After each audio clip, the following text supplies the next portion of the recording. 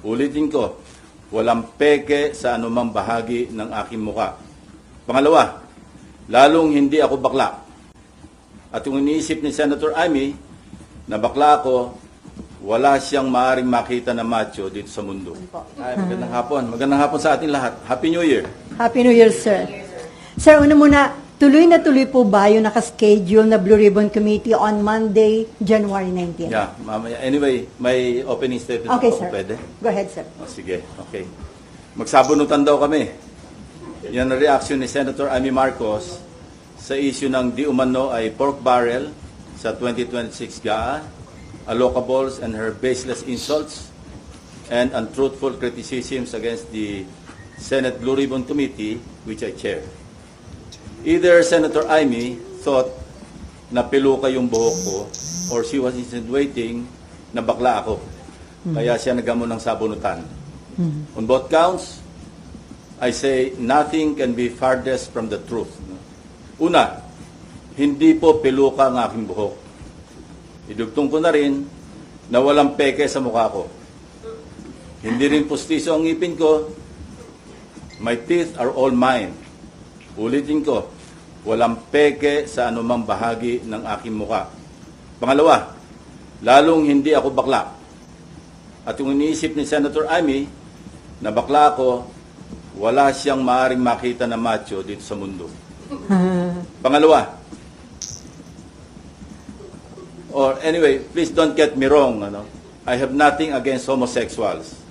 It is their choice and I respect them for that.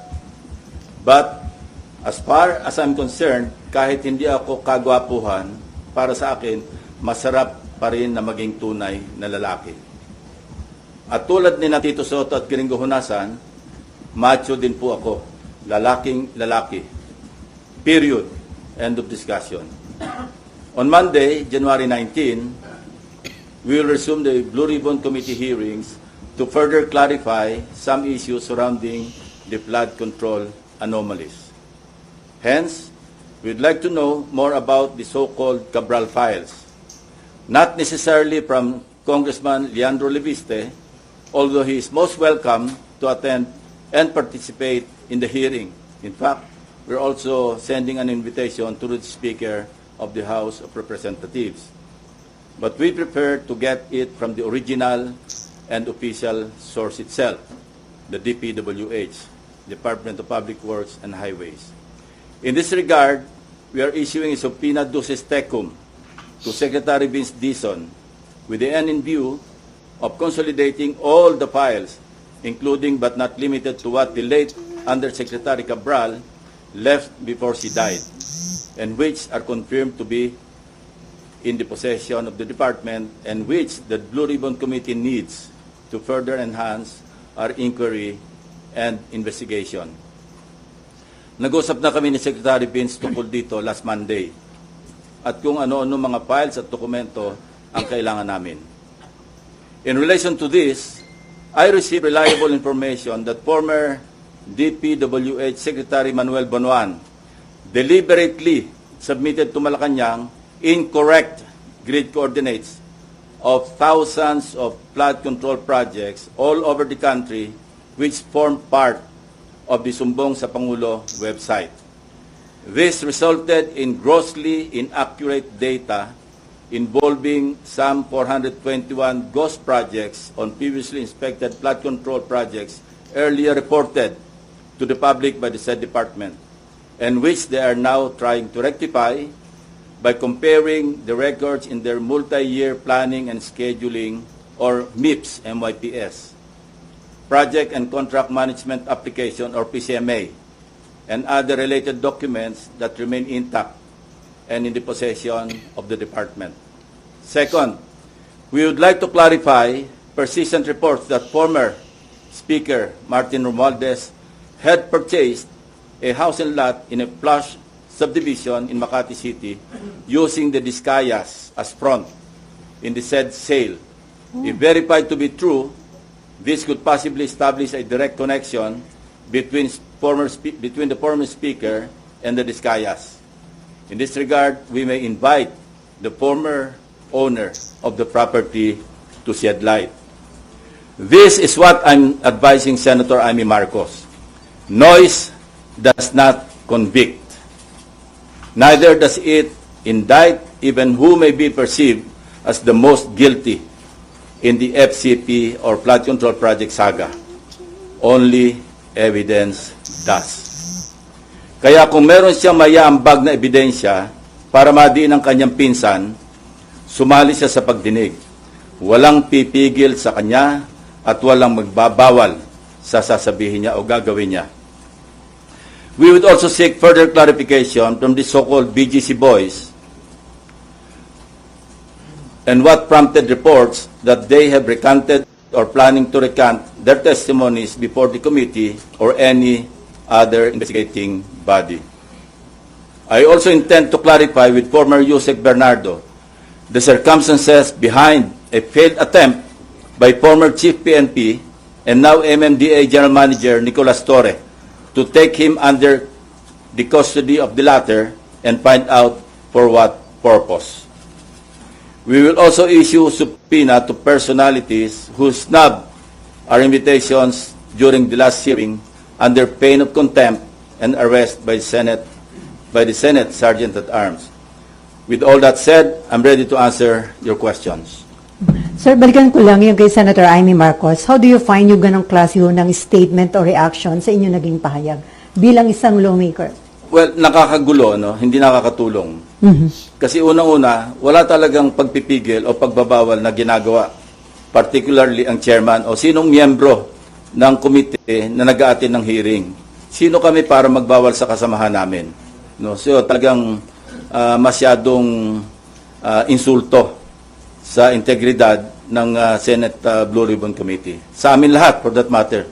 Even to herself, kasi member siya ng Blue Ribbon eh. Hindi nga siya nag-a-attend, so paano niya masasabi na pinagbabawalan siya o sila? So, anong intention niya? Sirain yung credibility ng investigation ng Senate Blue Ribbon Committee? Hindi ko alam, kasi even earlier, di ba marami siyang sinasabi sa inyo na may babaliktad. Hindi ko alam kung bakit ginugulo niya.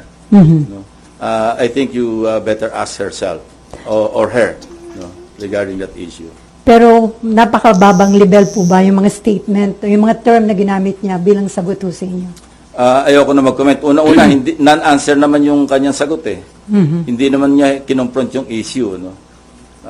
Sa halip, nililihis niya at anong mga issue pa ang kanyang sinasabi sa pagtugon doon sa naging usapan o usapin. And then dun yung kay House Speaker Martin Romualdez, sino po yung may-ari ng biniling property na naging front ho ay ang Diskaya? I'm trying to arrange a meeting with her.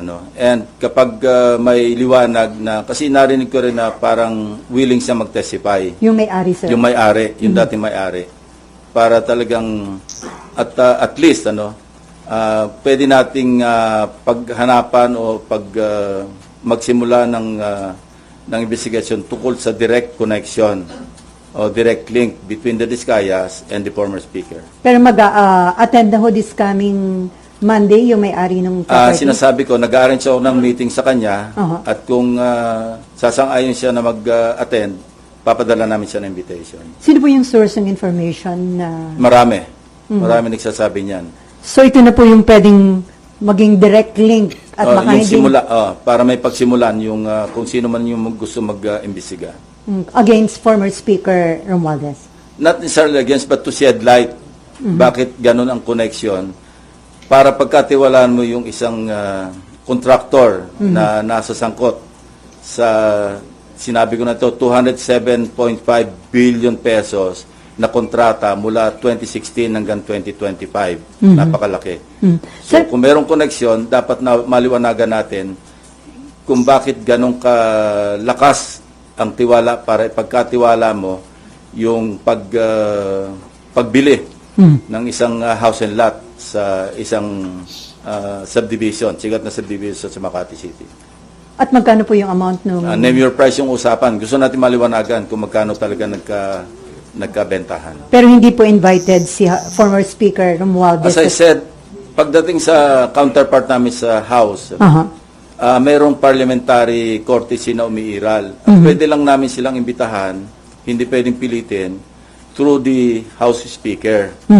Pero kung ayaw nilang mag-attend, wala rin kaming magagawa. Kasi ganun din ang dapat na tratong ginagawa nila sa amin. Dahil nga sa umiiral na interparliamentary courtesy between the two houses. Before Marlon, sir, according to DILG Secretary John Vic Remulla, parang iniutos na ni PBBM na madali na yung pag-uwi kay former Congressman Saldico. Kinukonsider na nila ang hingin ng tulong ng Interpol at ng United Nations. Sa tingin nyo, di ba ninyo pa sinasabi na pwede yung sa United Nations? So, too late ba itong action na ito? Hindi naman. Nothing is too late. Kasi ngayon pala naman magsisimula yung trial sa Sandigan Bayan at sa mga korte. Mayroon ng warrant of arrest na na-issue laban sa kanya dahil wala tayong extradition treaty na umiiral between Portugal or some other countries na pwedeng naandun si Saldico. So mas mainam na yung idaan nito sa UNCAC, sa United Nations Corruption something, 192 member countries, member ang Pilipinas, at pwede tayong dumulog doon para maiuwi rito si former Congressman ko. So kapag hiningi na yung tulong ng UN at Interpol, sigurado na po yung maiuwi sa bansa? Malamang. At saka yung European Union, alam ko meron silang agreement na magtutulungan sila kung nasa isang bansa na walang extradition treaty ang naghihiling na bansa. Pwedeng dalhin doon sa bansa na kung saan may umiiral na extradition. Maraming paraan. Interpol, dahil kung nasa red notice list, pwedeng dumulog din doon para kung maaresto, maipadala rito. Not necessarily through extradition. Although mayroon din ako narinig ng instruction na mag-apply na o kaya magsagawa na ng preliminary talks with Portugal para magkaroon ng extradition treaty. Although long shot yun. Kasi aside from the executive department initiative, dadaan pa yan sa ratification sa Senado. So, ang easiest way, sir, hingin ng tulong ng UN at saka ng Interpol? We can do it simultaneously actually. Kung ano yung mauna at yung mas mainam, mas effective, edi yun na yung pairalin. Okay, before Marlon, ihabol ko lang. According to the lawyer of Alcantara, he is not recanting his prior statement. False and misleading daw po yung nag-circulate online na magre-recant yung BGC boys. So sir, ano yung possible din talaga na may mga puwersa o influential people na kumakausap sa kanila? Yun ang So, gusto natin convince malaman. Sa kabila ng pagtanggi ng abogado ng kampo ni Alcantara, gusto pa rin natin malaman ano yung may mga attempt ba na nangyari para sila'y mag-recant? At kung meron, sino? At kung sino, bakit? Kaya, ganun pa rin. Gusto pa rin natin maliwanagan yung istorya behind the reports na nag-recant na o nagpaplano mag-recant. Sina Alcantara, si Bryce Hernandez. Kaya ipapatawag uli natin sila, yung BGC Boys, para marinig mismo sa kanila, para ma-record ng Blue Ribbon Committee ano yung naging dahilan kung bakit lumabas yung ganito mga reports. Pero may info ho ba kayo na may nag-a-attempt talagang kausapin sila to convince them to recant? Well, that's normal for the camp of those being implicated na makipag-usap kasi yun ang mga iniisip nilang pwedeng magpabagsak sa ebidensya laban doon sa mga na-implicate. Normal lang yun. Gusto natin maliwanagan, although sinabi ko na rin na hindi stand-alone yung kanilang testimonies kasi pwede itong maibangga do sa mga other corroborative documentary evidence pati ibang testimonya ng ibang testigo. So, pero siyempre may epekto yun maski paano do sa ebidensya. Lalo na sa pagdating sa trial kasi guilt beyond reasonable doubt ang threshold. Sa pagpapile ng kaso, yung probable cause or yung sinasabing reasonable certainty of conviction, medyo mababa yung threshold. Pero pagdating sa husgado, napakabigat nun. Guilt beyond reasonable doubt ang kinakailangan. So, lahat ng ebidensyang kailangan maisalang sa korte, kailangan nandoon. So, still, kailangan pa rin na nandyan yung matibay na testimonya ng mga sina Alcantara, Bryce Hernandez, JP Mendoza, para talagang masolidify yung kaso sa korte. At sila nandito pa rin, sir, sa Senate. Nandiyan pa rin sila. So, kung meron man nakikipag-usap, possible ba yun kung nakadetain sila? Hindi naman kailangan direktang kausapin sila. Pwedeng Lawyer to lawyer. Okay, Marlon, and then